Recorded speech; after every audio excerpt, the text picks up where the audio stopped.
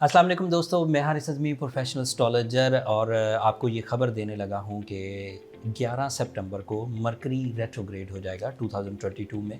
अल्लाह ताला ने जो सोलर सिस्टम में 7 ऑब्जेक्ट्स बनाए हैं जो अपना अपना रोल अदा कर रहे हैं, सूरज रोशनी पैदा कर रहा है, चाँद जज्बाती कैफ़ियत को उभारता है, उन्हीं एस्ट्रोलॉजिकल रूल्स के मुताबिक मरकरी हमारी माइंड परफॉर्मेंसेस का प्लैनेट है।